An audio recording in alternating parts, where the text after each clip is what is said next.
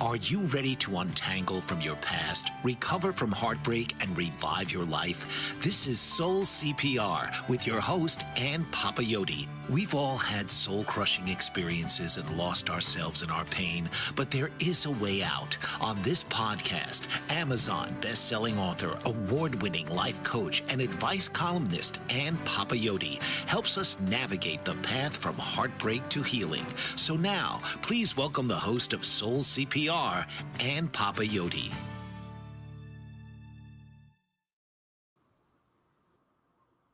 So, what do you get when 9 incredible women pour their love, their wisdom, and their recipes for life into one man's journey? A legacy of heart-led living. And this week on Soul CPR, I'm joined by Johnny Tan, author of From My Mama's Kitchen, as he shares how the maternal guidance of 9 moms helped shape his life, leadership, and purpose. So pull up a chair. You're going to want a seat at this soulful table. Now, Johnny Tan is a social entrepreneur, an experiential keynote speaker, a career and life coach, a mentor, a talk show host, and the founder and CEO of From My Mama's Kitchen, a 501c3 nonprofit Genius Zone educational platform community enrichment program advocating personal success begins at home. The power of unconditional love and living and performing in our genius zone to build a better world. And we'll talk about that with him later in the show. He is also the publisher of Inspirations for Better Life, a digital magazine, owner of Words Have Power Store, and is multi-award winning and best-selling author. Johnny's experienced a spiritual awakening when he was writing his first book, From My Mama's Kitchen, Food for the Soul, Recipes for Living, which honors his 9 moms. And recently he released the 15th anniversary edition of this book. And it's all about the unconditional motherly love and practical, timeless principles for living life that he learned from these 9 different women that he calls moms, his teachers, coaches, counselors, and his cheerleaders throughout life. This 15th edition, this Recipes for Living for his 9 moms, he talks about his conversations about life, love, and laughter. And he's released this edition to honor and celebrate the impact that these 9 moms have had on his life in leaving this legacy of love. Now, Johnny has also been awarded the prestigious 2021 Top 100 Visionaries in Education by the Global Forum for Education and Learning. And in 2022, he was invited to be executive contributor to the Global Brains magazine. All of that said, more than that, he's just an amazing human being. And he happens to be my friend, and he's publisher of the Inspirations for Better Living magazine, where I do have my advice column, Dear Annie. Johnny, welcome to the show.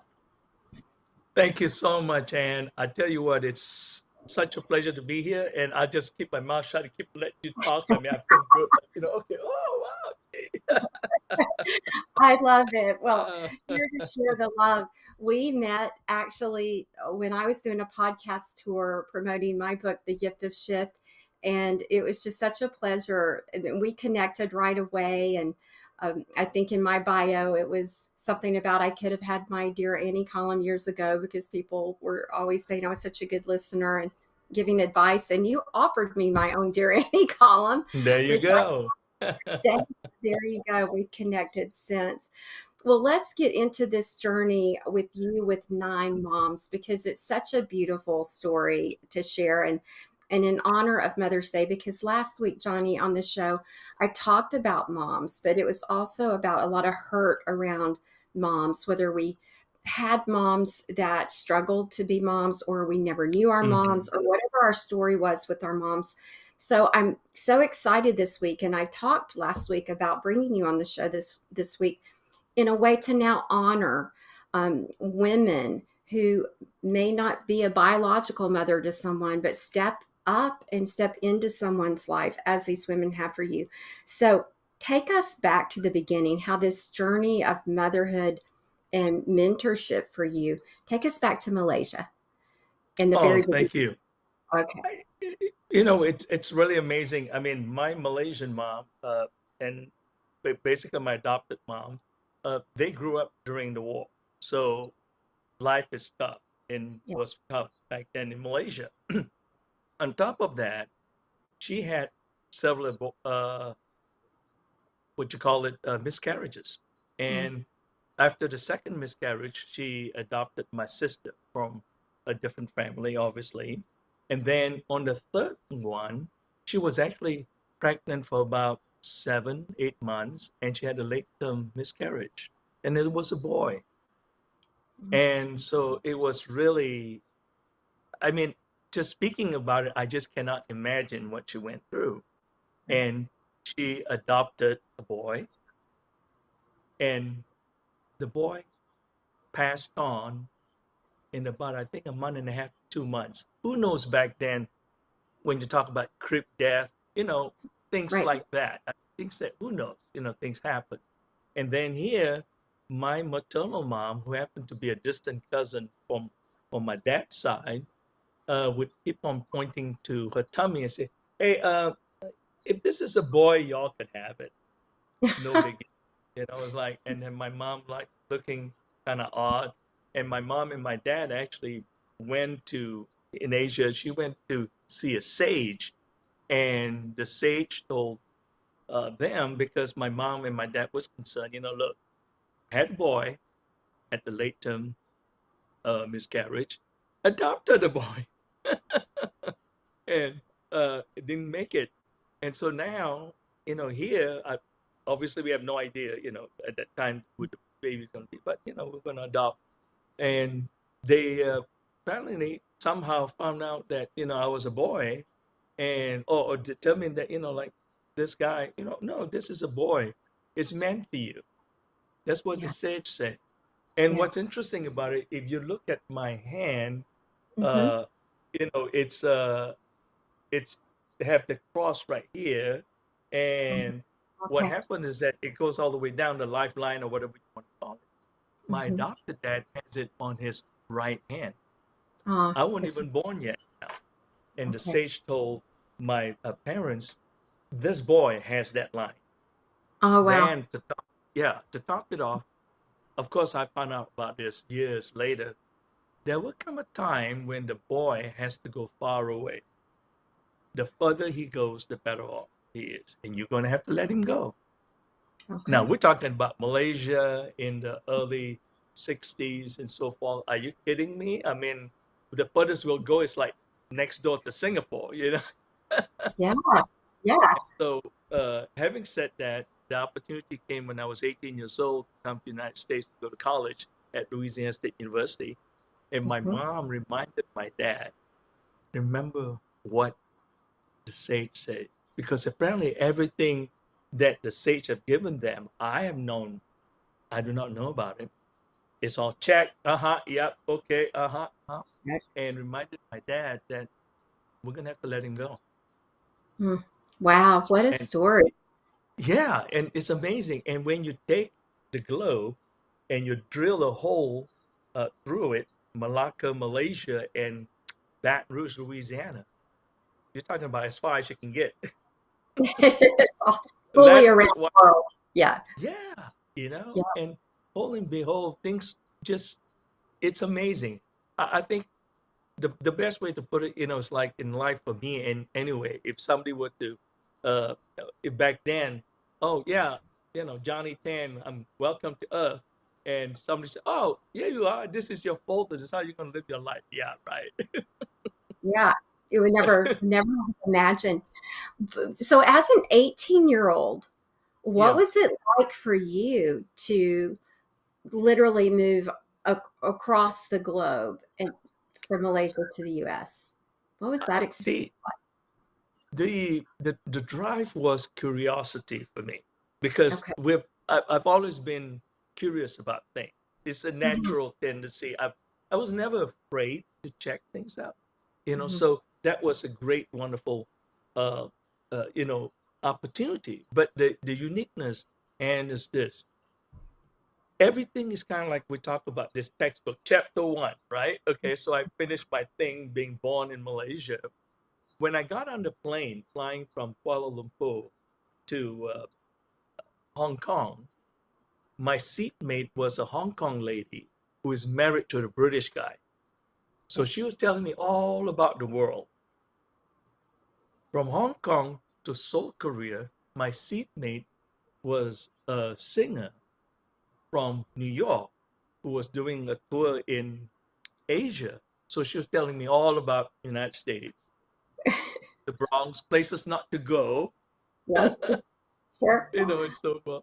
Yeah, so it was very, very interesting. And then in Seoul, Korea, hold and behold, while waiting in line in transit, so every one of us have to fly into Hawaii, and then because the port of entry, and then from there I'm flying to LA and Dallas and Baton Rouge.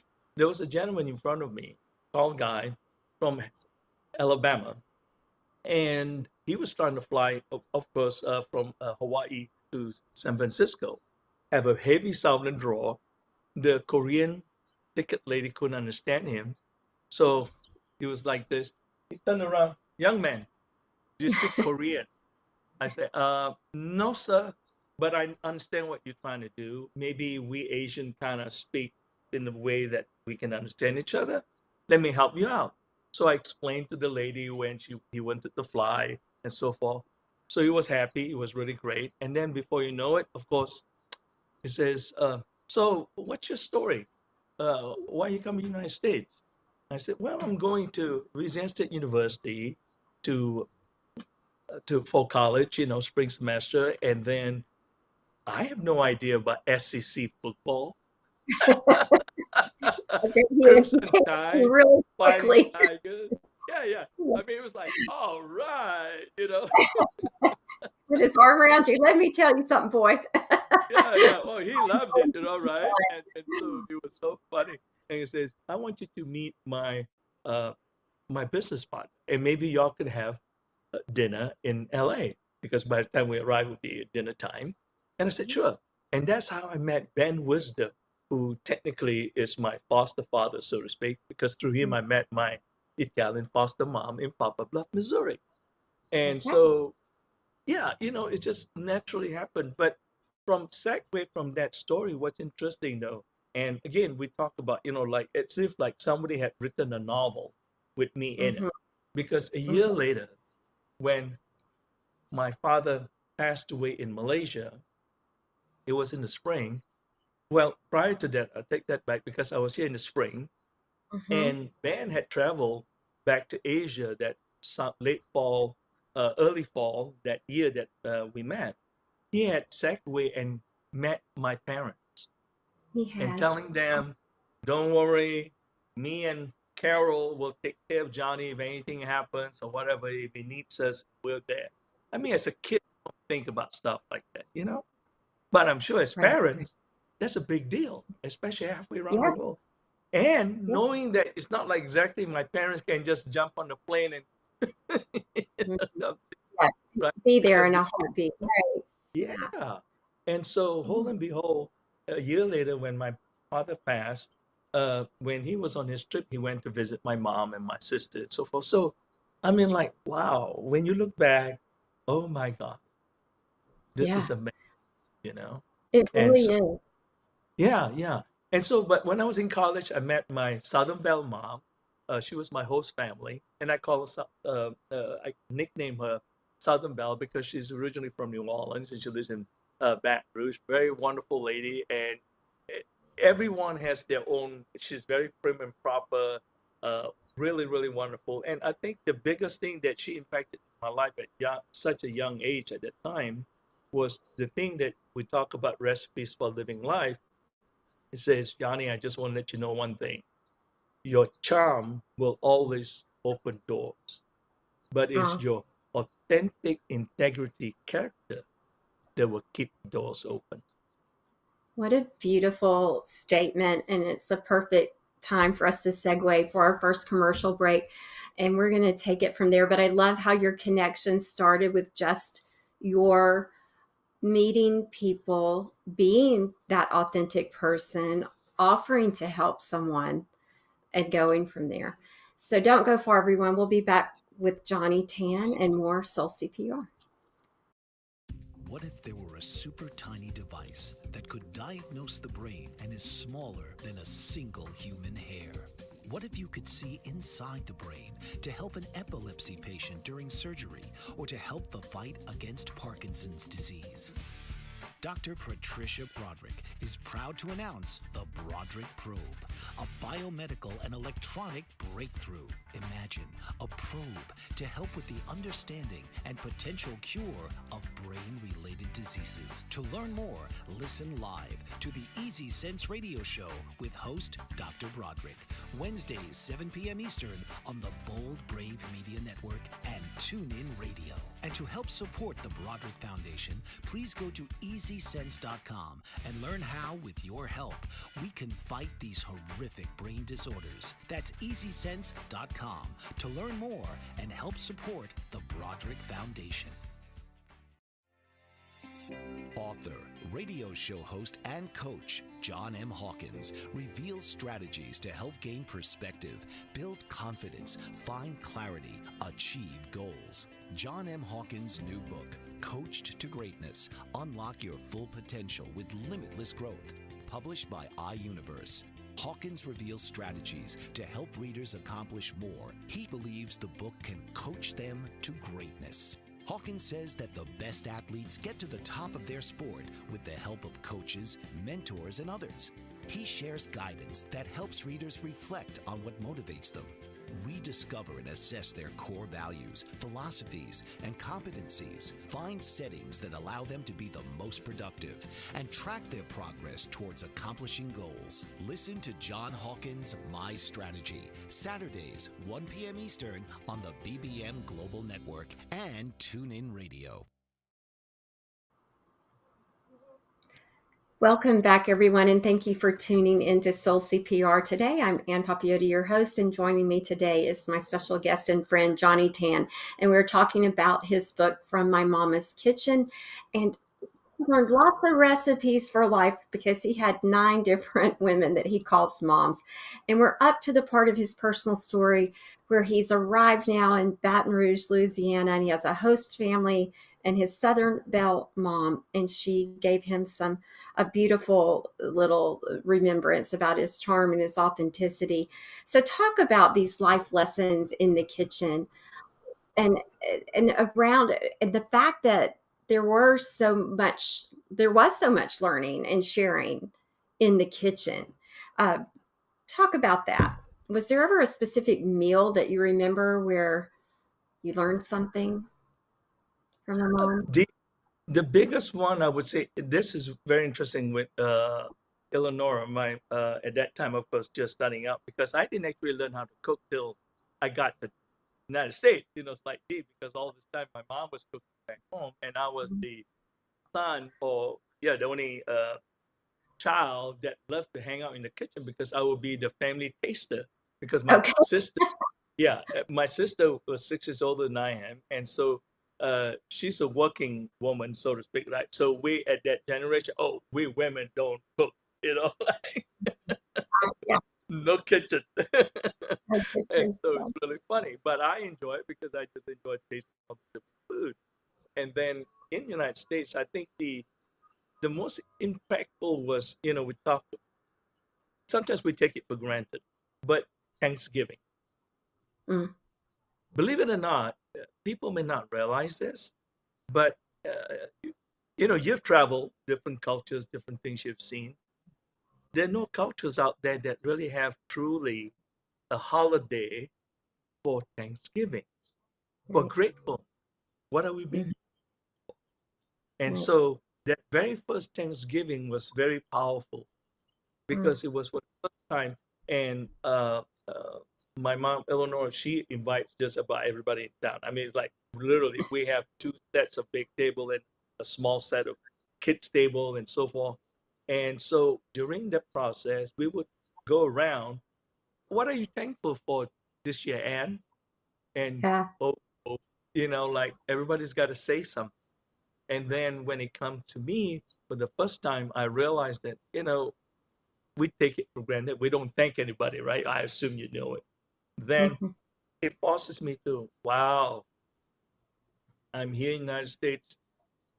11 months later, 9 months, 10 months later. I'm so thankful for this opportunity to connect with people. But most importantly, I'm so thankful that my parents trusted me, Mm. because it's almost like a one-way ticket, because we're not Yeah. a rich family. It's not like, uh, I'll be back next month. No, Yeah. Yeah. yeah, you don't work Yeah. that way. And You can. so it's amazing. So I think that will be the most powerful thing. It's the power of gratitude. Uh, Gratitude actually cultivates blessing from that Mm. perspective. And I learned that from a standpoint of, don't take things for granted. Take a moment Mhm. each day to just, whether in the middle of the day, in the evening, or early in the morning. And I do that actually at night, just to kind of go through. And I'm talking about some funny, silly stuff. Before I go to bed, I might say, thank you for giving me the last can of pineapple on the Yeah. shelf. Yeah. Whatever it You may never know. be, you Yeah, never know. yeah, Well, that's precisely. interesting. That's interesting. So, and we got to share this past Thanksgiving together, which was lovely. Yes, And you yes, yes. to share I love it. with us some of those Thanksgiving memories you had with the different moms in the States. What inspired you to actually write the book and to share these different stories of your moms? And even you included some of their actual recipes. Yes, For, yes. yeah. Well, what happened is that, it's sort of embarrassing, because this is a guy thing. Because, Okay. like, it got to a point where I think it was around the time when my mom was traveling back and forth, and then she was leaving for one last time. And at that time, I know she was kind of getting old, and it's around 1999 or so. And I said, I think I better start writing all the food recipes that I like. Okay. And so that I can have all that, for me and my sister. And I was trying to do a nice deed for my sister. Remember, the one that doesn't cook, Right. because the way women don't be in the Yeah. kitchen kind of thing. So I said, well, let me put some recipes together. And so I did. I started writing, and then a few months later, I thought about, I like, when thinking about food, my my Southern Belle mom cook, and my Italian foster mom cook. I mean, they're wonderful cooks. And so I started collecting recipes. Mhm. But 7 years went by, I couldn't get the project off the ground. For some reason, there was something missing. And so finally, that year, went by, and it was like, okay, in 2007, my Italian foster mom always called me on New Year's Day to wish me Happy New Year. And of course, he says, uh, Johnny, when are you going to finish this cookbook? I hope you finish it before I die. She was like 80 something years old. I was like, oh, yes, ma'am. Of course, I'm working on it right now. I'm starting it in April. And I started sitting down every night I said, okay, I got to do this. Is crazy. 7 years went by. I couldn't get this thing off the ground. So as I sat down every night and started writing, lo and behold, what came from this whole thing was the lessons, the wonderful conversations about life, love, and laughter that Mhm. occurred Okay. over, kitchen table or prepping food and so forth. And that is, like you say, it's not, let me pull up my flow chart here and show you things. No, it's just conversations, but meaningful conversations, life lessons is being passed down. It's like family heirloom, that the kind of things that is far more valuable. And so Mm. I just decided, wait a minute now, this is something much more important. Let's talk about the wisdom of motherly love, the things that we've tasted in life, that, and so forth. So that's how the book was given birth. And having said that, I finished it in 9 months. And I'm so glad I did that, because in hindsight, uh, three of my moms would not have made it in the book if I just focused on the recipes. Remember that I wanted to collect. Even though Right. I broke bread with three other wonderful ladies, they didn't, their recipes didn't kind of click in. Okay. My bad. Oh, So it was so funny. And so we started laughing about that. It's like, no wonder, see, you could write the thing for 7 years. Yeah. So you've got the Louisiana mom, the Italian mom, of course, the Malaysian mom. Mhm. So tell us, after LSU, who's the next Mhm. mom? I met my spiritual progressive mom at the business function. And then I met my sanguine Savannah mom at the business function. And then I met my Texan earthly mom as a business function as well. So the business side of the equation contributed because at events and all of a sudden these women were just naturally there. And the one thing I do want to point out to people, regardless when we talk about love, motherly love, or family love, or personal love, one has to be ready to receive Mm, in true. order to get love. Not that they're bashing their love on me, but it's just the natural, situation that presents itself, I think. Yeah. And when you have those heart-to-heart conversations, it just naturally happened, so to speak. And Okay. they were there to nurture me and coach me and, and celebrate with me and so forth. And likewise, and it so happens, I think also, uh, technically I was the youngest among all the kids. So So they are empty nesters or whatever. So maybe, who knows? they take one more in, yes, and share Right, all that. right. There you go. There you go. Awesome. So with how's the book doing? And because I know it's won many awards, and what do you think has touched people through your book? I think the biggest thing, what was interesting was when I went out to do my book signing at the various Mhm. Barnes and Nobles, the independent bookstores, and so forth. Of course, women love it. Like, whoa, we have a man here talking about mom, man, I'm in. Yeah. But what caught me off guard was man actually buys the book, Okay. and man that came up to me and shook my hand and said, I'm so glad you wrote this book. In my life, I had 3 moms. In my Okay. life, I had 4 moms, 5 moms. And that threw me off. And because we understood, because there were times when in our lives, whether as a son or even a daughter, come to Mhm. think of it, right? There are Right. moments that we need that advice, that comfort. And there's someone that happens to be able to step in Yes. and so forth. And there was even one situation where I was in a Barnes and Noble up in New Jersey, where the guy was saying, "Oh yeah, I have 4 moms, this and all," and the wife had to remind him, "You forgot Miss So and So." Oh yeah, huh? Oh, wow, that is so special. Yeah. Yeah, yeah. I think that caught me off guard, and it really made me feel good because then what happens is that it also validates the point that if we pay attention, the answers are all around. Sometimes we take it for granted. We Mm, we we don't pay attention to those things. yeah. I love that. And I love that it's inspired people to think about who in their lives has shown up Hmm. for them.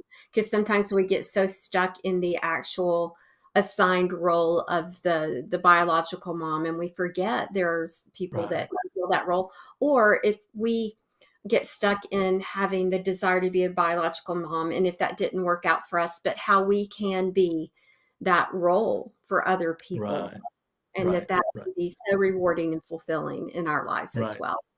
right. Well, oh, go ahead. Go ahead. Yeah, and one of the things also I point out in the book is that, like, is that when I know you mentioned last week, that to talk about the other side of the equation and so forth. But the most important thing I can assure everyone, regardless of the circumstance, no matter how acute it is, your Mm-hmm. mom loves you the best way she knows how. Right. Right. Yeah. So the expectation versus the anticipation and what you get may not necessarily match, but I Mm-hmm. can assure you deep down when it's all said and done, Mm-hmm. because the most important thing that people sometimes don't realize, and again, this is, to each his own now, don't get me wrong, but Mm-hmm. especially for a woman that actually carries a baby in them for 9 months, trust me, Mhm. You know, like they say, unless you wear someone's shoes, you will never know how it feels. Trust me. Yes, That's yes. really, yeah. And and I think about all these life lessons from these different moms, but I go back even to your birth mom. Um, she had to let you go first, right? Hmm. Before Hmm. your adoptive parents had to let you go when you Yeah. moved so around the world. So there's a Yeah. series of this happening in your life for you to have this full journey, and very fulfilling, rewarding journey that you've had in your life. And it's really quite amazing how this all happened in the way, like you said, it's like a novel that you just were wrote into. And it's just lived your life. But it is time for our second break. When we come back, I want to talk about love and leadership for you, and how that has you've created a model about it in your Genius Zone platform. So don't go far, everyone. We'll be back with more Soul CPR. Did you know that your beliefs create your entire reality, but it's the subconscious beliefs that do most of the creating? Belief shifter and life coach Shiraz can help you identify those limiting beliefs and eliminate them, often in a single session. Like it was almost instant, like I had relief right away. Creating better health, relationships, careers, and finances. Let Shiraz help you step out of safety and into awareness. Definitely something's happening. It's like a flow inside. Yeah, it feels good. Whether in person or online, Shiraz provides personal coaching, belief shifting. Visit Shiraz at energeticmagic.com or call 416-529-7429. Energetic Magic on the BBM Global Network, Tuesdays at 7 p.m. Eastern. Find your greater happiness. Be well. Be aware. Be magical. Are you struggling to care for elderly parents or a spouse? Do you wonder if being a caregiver is making you sick? Are you worried about taking time off work to care for elderly parents and balance work, life, and caregiving? Has caregiving become exhausting and emotionally draining? Are you an aging adult who wants to remain independent but you're not sure how? I'm Pamela D. Wilson. Join me for the Caring Generation radio show for caregivers and aging adults, Wednesday evenings, 6 Pacific, 7 Mountain, 8 Central, and 9 Eastern, where I answer these questions and share tips for managing stress, family relationships, health, well-being, and more. Podcasts and transcripts of The Caring Generation are on my website, PamelaDWilson.com, plus my caregiving library, online caregiver support programs, and programs for corporations interested in supporting working caregivers. Help, hope, and support for caregivers is here on The Caring Generation and PamelaDWilson.com. And we are back. So, Johnny, I want to talk about love as a leadership model, because you've had a career at the C-suite level, and now you own businesses and everything. So, what does love-led leadership actually mean? Excellent question. The To understand love, let me put it this way. From the English language standpoint of view, love is love. And then, of course, you got motherly love, I love you, man, woman thing, and baby, and so forth. In different cultures, actually, of course, they have, love, mom love, and, partner love, and all that. But what I look at it is from the human side of the equation. When it's all said and done, we are in the people business. And when you look at that from that perspective, the connection that we make with people, the connection that my Vera's mom made with me was through the lens of love. And if you think about it very carefully, when you look at things through the lens of love, it's always about the other person. It's never about you. That's why you have that sacrifice. Oh, no, no, have the last piece, please. Oh, go ahead. That's fine. Yeah, that's lens of love. Mhm. There are two separate but equal forces that govern all our decisions, make professional and personal life. Love or fear. Mhm. Fear is about us. I can't do this. I can't do that. And so I got to stay away from that one. I got to, but the fear is us. It's not them, actually. Now, I'm not saying that's bad. I'm just saying that it's a balancing act and how we have to look at it. And then from a business standpoint of view, from a leadership whether it's corporate or anything that we do in life, to be honest with you, when you look at it, we're in the people business. People buy from people. Yeah. Having said that, of course, if you in an emergency situation and you the only one that's got a pipe, yeah, yeah, I hate you, but I gotta have it. Exactly. But right, but in all actuality, people buy from people, and so when you look at that, and this is the thing that people don't understand. The biggest thing you hear right now is entrepreneurs these days. Back then, it's big corporations. That's it. Blah blah blah. You don't maybe small business owners. Now you got soulpreneurs, momtrepreneurs, thispreneur, thatpreneur. But you know what? When you were growing up, when I was growing up, whether our mom or people that we know, right, our aunts or even our grandma, she was selling some cookies on the side to make business, right? Yeah. She's the momtrepreneur. She's the soulpreneur. But you know what? What sells her cookies? We're in the people business. The cookie may taste good, but you know what? I'm buying it from Auntie Anne because I love her. She's so nice. She always give me extra, Mm-hmm. right? We're in the Right. people business. As Yeah. we focus on that, and that's what I did when I first came into the from a business standpoint of view, working for corporations and all that. I realized that we need to focus on the people. We lead people, we manage situations. Nobody likes to be managed. Mhm. Everyone loves to be in the right way, this way, that way, because everyone wants to succeed. Mhm. Everyone wants to do the best they can. And if you show them, and if you show apathy, you show the genuineness in cultivating them within them, because everyone has a seed of greatness. So we help to nurture that seed. We help them grow within their own bubble of quiet confidence. Believe me, they'll return back to you. And that's how you build organizations. And that's how I build my organization and made Yeah. it as an example. All right. So you mothered it.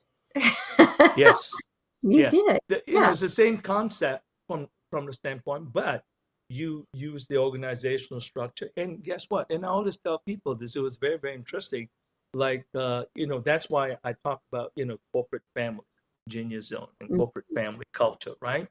Uh, we hear that big time also up now, and of course back then this was several, a couple of decades ago where they introduced, oh, we corporate family. Yeah. Corporate family does not mean that we just have a birthday party once a month. Right. Is it the letter of the law or the spirit of the law? Mm. The letter of the law, yeah. Oh, yeah, we have Fridays. Oh, Friday is casual Friday. Everybody can wear what they want. No. The spirit of the law is really engaging. Mhm. I have no fear in letting someone go in the business, because what happens is that they actually fire themselves Mm. because they have job description, they have certain things they got to get done. And guess what? Even family disown family member. True. I mean, up to a certain point, you know what I'm talking about. I mean, I know. not going off the tangent. So Yeah. it's the same thing. Why? Mhm. Because you no longer fit in our value, the Mhm. things that we. That's why we focus on the corporate culture, the values, those things that we are doing, and that makes a big difference. And I always let someone go. It took a long time. That's okay, but Mhm. I don't have to cross the street when I run into them, and they Right. on the other cross the street when they run into me because I got nothing to hide. That's Right. the Right. beauty. Yes. I love it. So, love led leadership in action. You just gave us a great example with being able to nurture. And if it doesn't grow within that, then it belongs somewhere else. And in that way, that's also an act of love to allow someone to grow somewhere else if they don't fit within that environment. Right. And I think a Yeah. lot of people avoid conflict, and then that's not an act of love to allow No, someone to be somewhere else, right? no, no. And there's so many. parts of it. Okay, I mean, we just cannot discuss that in just Yeah. few minutes right here. But to give you one full example, right, is this: I'm in the company where we were growing restaurants, 2 to 3 restaurants a year, and guess what? We got a new restaurant coming up. So technically, one would say, or in any business, right, you want to put your best person, way off in the, in a tangent that's some 90 miles away or whatever you want to call it, right? But guess what? It doesn't always happen that way. In my situation, where I might go to the number 2 guy because the number 1 guy has got family, wife, kid. Mm-hmm. If you move him 90 miles away, you're disrupting his entire global, whatever you want to call it, environment. And guess what? From an A, he might even go to B and F. But if you see ahead of time, you put the B over there, who can devote everything. Well, that's taken care of. And then don't forget, we're growing. When the time comes, he might have to wait his turn, and then it will come naturally. Believe it or not, one of the biggest things that I did was when I was interviewing from a leadership perspective and hire managers, I, as the last part of the interview process, I interview their significant other, Oh, their wow. spouses. Yeah. I don't know And that I've ever heard anybody do that. yes. And then not only that, because like I say, because it's a family decision, Mm, you see. And so, and significant other in the sense that if they got long term girlfriend now. We're not talking about, we just dated a couple of months. I don't think sure. Yeah. yeah, it's been long enough. Because what happens is that my goal is that when they come to work, it's joy, it's excitement. When they go home, it goes both ways. You know how they say you can bring harmony from home to work, Mm-hmm. but you can't bring harmony from, there's no harmony at work to bring home. But I'm Exactly. creating harmony at work, bring Okay. home. And so that's that wonderful synergy. There you go. Now that's a true creating a culture that you want Yes. to thrive, not just survive. Right. Right, right. Yeah. And what happens with that, long term, you have retention of Mm-hmm. quality people. Okay. Yeah. And that, believe it or not, that goes down to the bottom line. Mm-hmm. Sure it does. I Mhm. love that. Yeah. Okay. So that's love-led leadership in a nutshell. I think that's amazing. And so you do you attribute some of that back to your moms having nurtured you? Yes. Yes.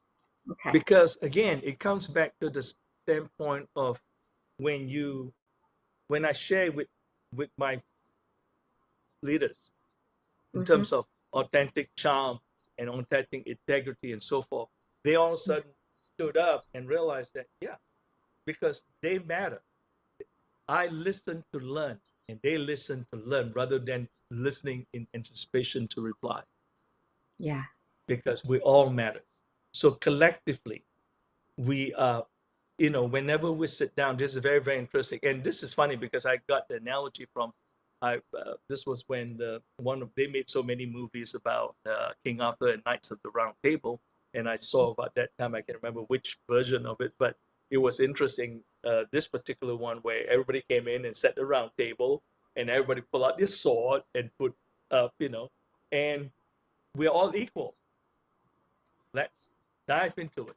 But when we leave, we know we got a working agenda. That's Okay. where everybody can say everything what they want to say.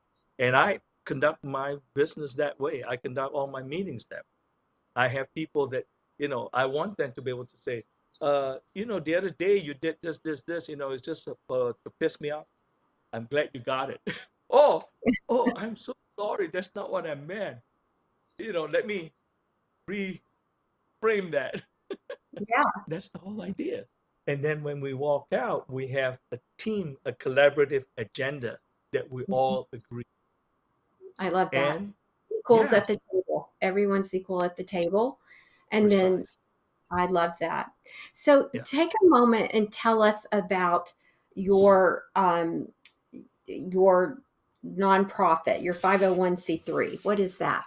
set up for? Uh, I thought about over the years. I've done nips and pieces of things, and I've done, uh, you know, the presentation about personal success begins at home, focusing on the family, because family is where the first classroom. The home is the first classroom we're all enrolled in, whether Right. we like it or not.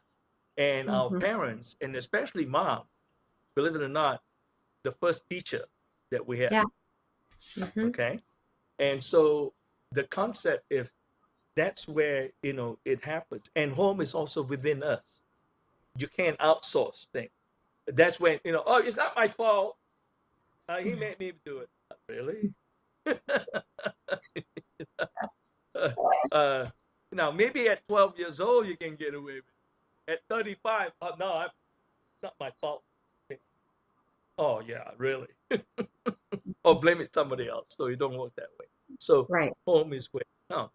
So the 501c3 I created is to basically partner with people that wants to partner with, and so that we can roll out the concept of the the the family genius zone from my mama's kitchen genius zone educational platform community enrichment program. And what it does is that it brings back the fundamentals to help moms, because to go back to the family thing, um, believe it or not, I mean, people can say whatever they want to say, or we should have security at school right now and all that. Really? Are you kidding me? I mean, that don't make sense. Or, uh, 16th birthday, you buying your son a gun? Mm. That don't make sense to me. I'll be there one on one with the person I am around. Because to me, those are the little things that it just don't make sense. There are Mhm. so many other things that we can teach about. As a matter of fact, this is the funny thing. We have more hunters when you and I was a kid than we do now. Think Really? about that. Yeah. Versus now, how many of you do you know that the kids are, oh, I'm going hunting with my dad this weekend? Think about it. Mm. Yeah. Versus when we were growing up and you grew up in Alabama. You know what I'm talking about? Yeah. I do. I Right? do. Yeah. Yeah. We have less gun problem at that time. Good. Yeah. Think about that. Yeah. Yeah. You see? Very Even as a young girl, you go out hunting, I've been right? hunting. I have with my dad. Yeah, Yeah. there you go.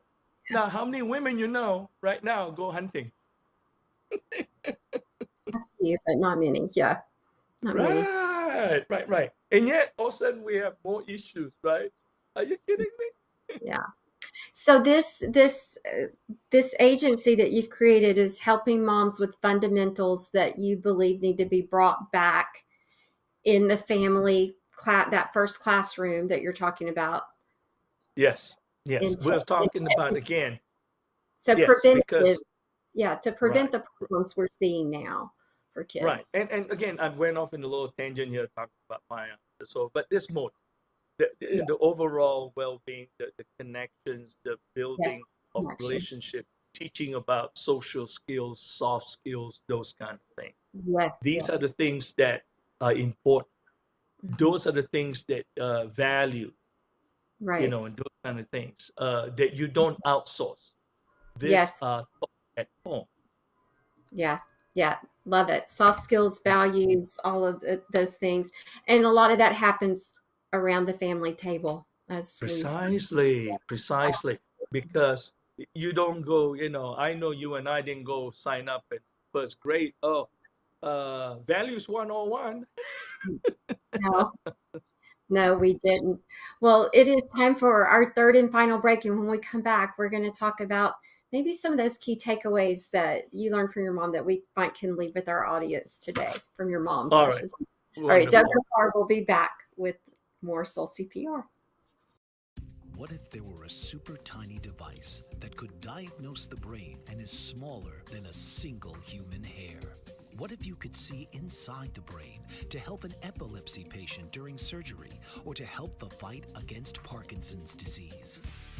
Dr. Patricia Broderick is proud to announce the Broderick Probe, a biomedical and electronic breakthrough. Imagine a probe to help with the understanding and potential cure of brain-related diseases. To learn more, listen live to the Easy Sense Radio Show with host Dr. Broderick, Wednesdays 7 p.m. Eastern on the Bold Brave Media Network and TuneIn Radio. And to help support the Broderick Foundation, please go to EasySense.com and learn how, with your help, we can fight these horrific brain disorders. That's EasySense.com to learn more and help support the Broderick Foundation. Author, radio show host, and coach John M. Hawkins reveals strategies to help gain perspective, build confidence, find clarity, achieve goals. John M. Hawkins' new book, Coached to Greatness, Unlock Your Full Potential with Limitless Growth, published by iUniverse.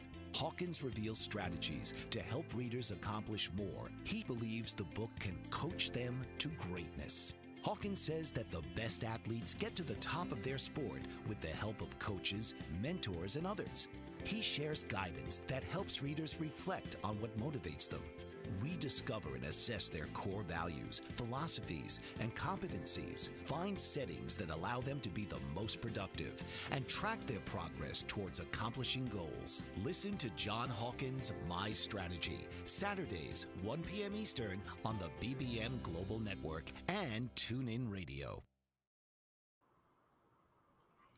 Welcome back, everyone. So, Johnny, as we're closing out this episode, what is one recipe for life that you learned that you think everyone needs to have in their emotional kitchen, if you will? I have to say, smiling sows happiness. Oh, love it. Yeah. Yeah, and it's very interesting because this is something that I learned from my mom, Elsa May, and she's always fun, happy person. And think about it this way: when you smile, it makes you feel good. Mm-hmm. When you're smiling at someone else, you feel good, right? Yeah. And when someone smiles at you, you feel good. And a smile is also a handshake that's seldom refused. Oh, there you go. Oh, I love Yeah, that. yeah, Seldom refused. That's beautiful. I love yeah. that.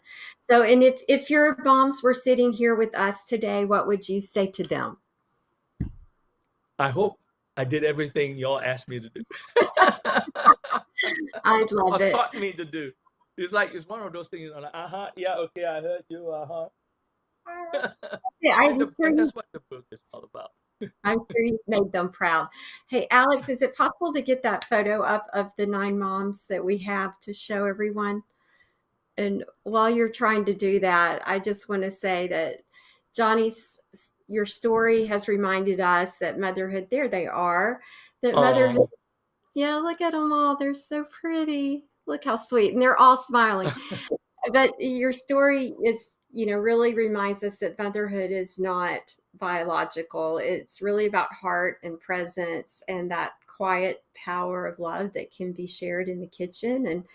And whether it's through a warm meal or maybe a gentle correction. We didn't talk about that. Did they ever have to discipline you?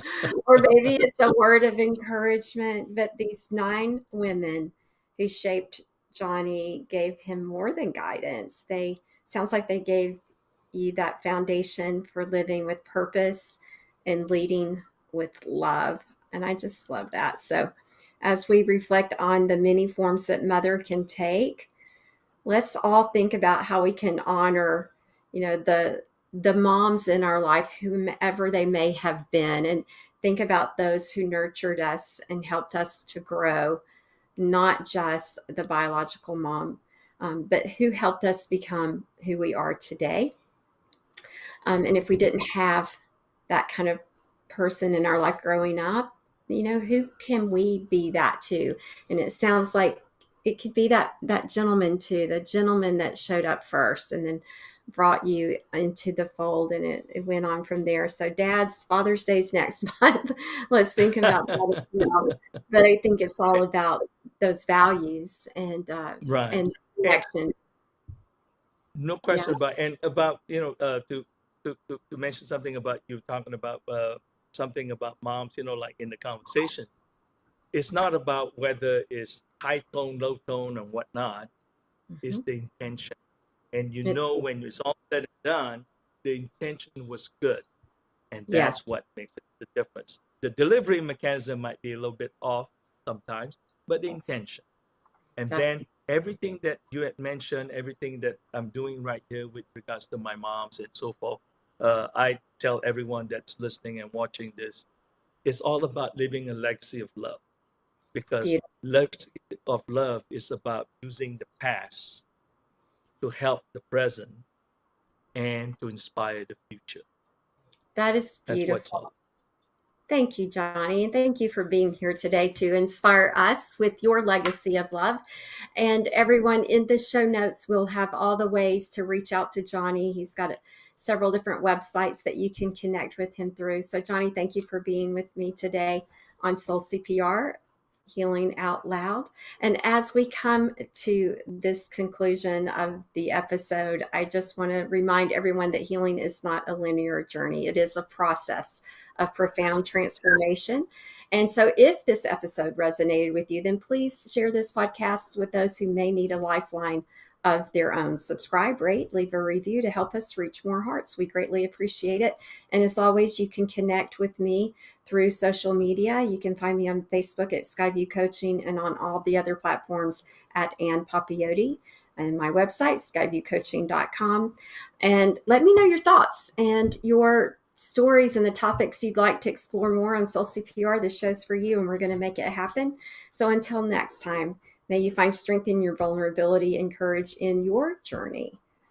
Thank you for listening. Breathe deeply, love openly, and live soulfully. Good day, Thank everyone. you, Anne. Thank you, Bye. Johnny. This has been Soul CPR with host Ann Papayotti. Breathe life back into your spirit with each episode, where she and special guests explore the relationships that hurt us and discover that healing can only begin with you. Tuesdays at 3 p.m. Eastern on the Bold Brave TV network.